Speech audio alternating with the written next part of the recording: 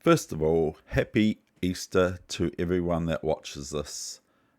Even if it's after Easter you see this, I wish you a really great Easter.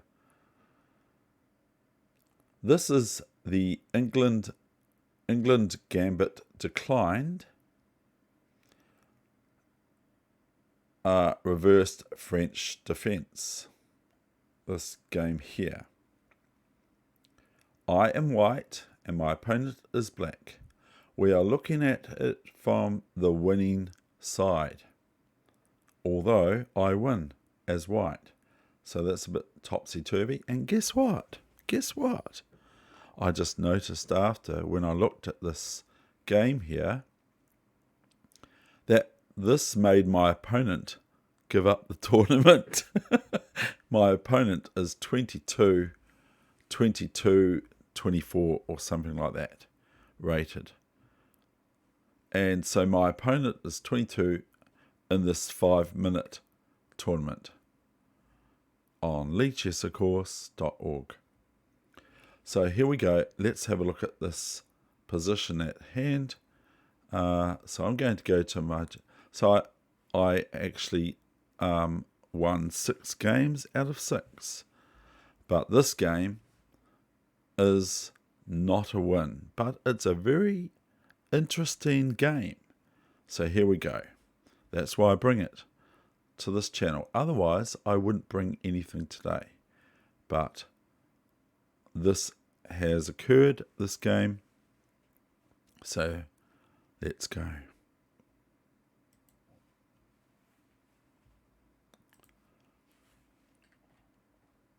So you can see David Wegener is white.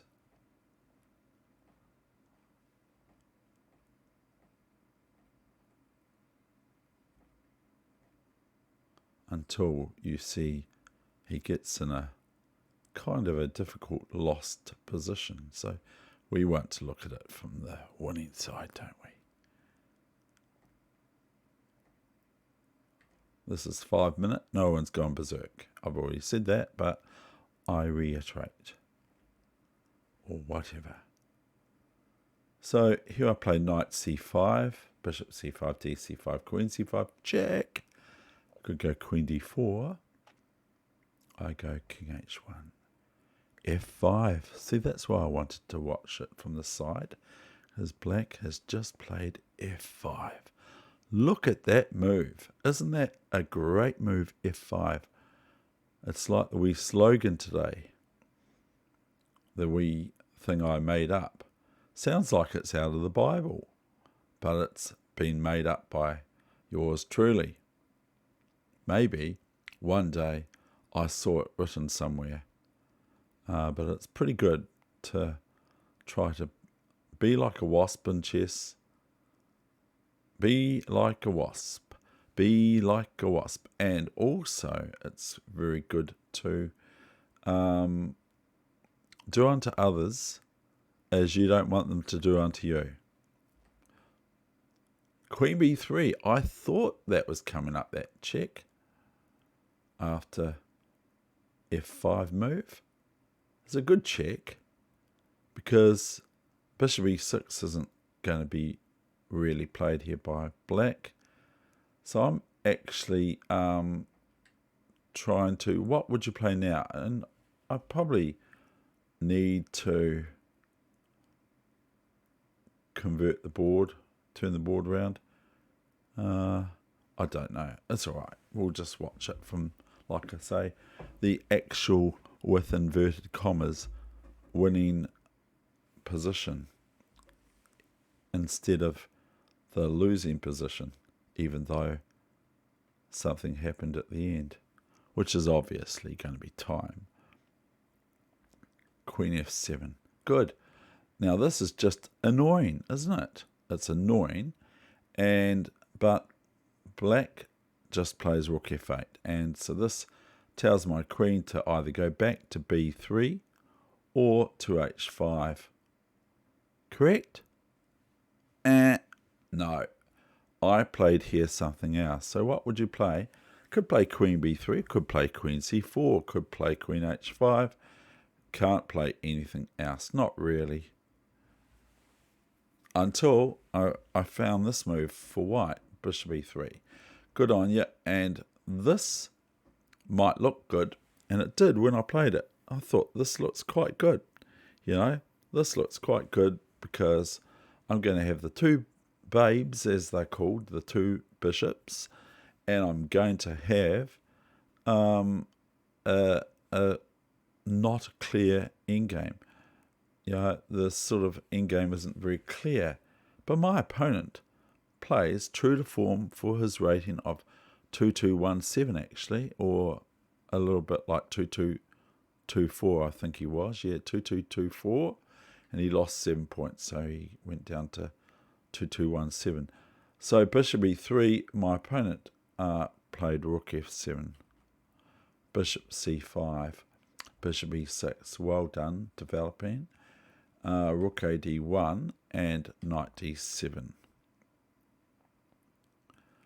Bishop a3 now gives away the a2 pawn, may be very important. Probably that's where I lose this position, where I end up in a lost position. Bishop a2, fair enough. Rook d4, that's chess. Knight b6. Rook fd1, very promo, sort of threatening, of course. Rook d8 check, and it will be final. So rook d8 check is the threat. So black played a Luft move with h6, and so I want to keep being like a wasp. So I go bishop h5 and rook f6, and now bishop e7. Look, I'm really being like a wasp, aren't I? But white is met with strong play from black. Rook e6. Now I played bishop d8. I'm not sure where to go with the bishop. But bishop d8 looked kind of okay because I'm threatening, obviously, bishop f7. And also, I could play bishop f7 here instead of bishop d8. But I'm threatening bishop f7 because the rook is hiding the identity of the bishop a2. So if I can get bishop f7 in, I probably have a winning position. But hang on, white has to watch out for that their e4 pawn, don't they, as well? Because now the rook's behind it. So rook e6, and I played bishop d8. So now, all that aside, I could have played bishop f7, but I played bishop d8. That's in the way of the rook. It's in the way of the rook. I could be threatening something here. What do you think that is? What do you? Oh no, I can't, because it's white's turn, not. It's black's turn, and black's already caused a luft. Has already given their king a square to move to, h7 namely. So I was thinking of the threat is bishop b6, and but white can play black can play. I'm looking at it from the wrong end, but it's probably quite nice to be able to do that because I end up in a lost position. But something happened. So I love to repeat that because this is probably going to be considered a swindle.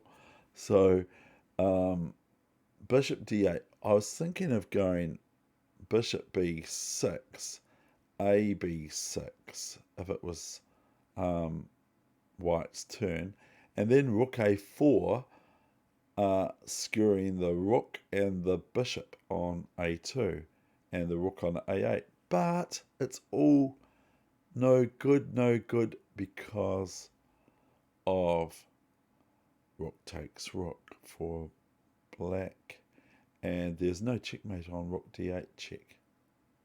And there isn't anyway, because after rook e8, which obviously the king can move up to h7, Then black would be met with bishop g8, but it would be winning for black because they got rook a1 check threatened, haven't they? If after bishop f7, rook a1 is checkmate next move. So I hope you saw all that analysis, because I hardly did. So here's g6, all that aside, so that's all that ramble aside. Bishop e2, bishop b3. Ouch, ouch. Leave me alone. Leave me alone, leave me alone. Rook a1. Rook a1, and here we have knight d5, and rook a3. Not very good, is it? Because knight f4 threatens the bishop. e2, rook b3, knight e2, rook d7. Not a bad move, but black's winning this position, aren't they, really? b6, bishop h4,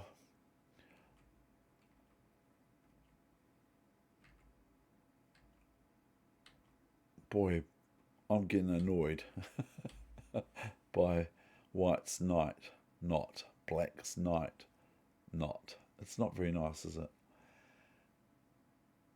White has to be careful all over the place. I was hoping, I was hoping here for e3, and then I just take the knight with one of the rooks, probably. Oh yeah, that's right. I was hoping for e3 because bishop c3 check, although black would get met with, white would get met with knight e5. So knight c5. Now things are happening. King g8, only move really, I think. Rook g7, there's nothing in it, Dave, there's nothing in it. Now, can I play b4 now? That b4 looks quite good. Is b4 any good? Oh, no, it's not, because of... it's pretty tangy, isn't it? b4 isn't bad. ab4 is no good because of rook a8 check. But also bishop b4 after ab4 is no good because of king g7, or rook a3 first and then king g7, hopefully. So that's pretty bad for white. So I got it right this time. Rook h8, 7, threatening rook h8, check. But I still have to watch out for that pawn, don't I? Rook d8. Oh no.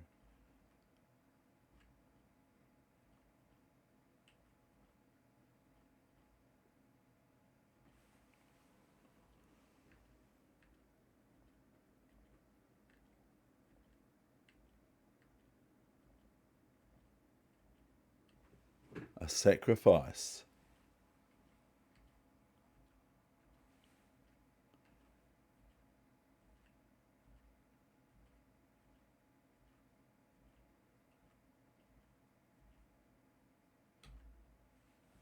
Flag. Black lost on time. Oh dear. What a pain. What a pain.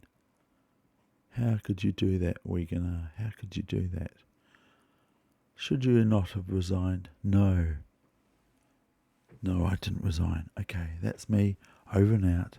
Hope you enjoyed that game.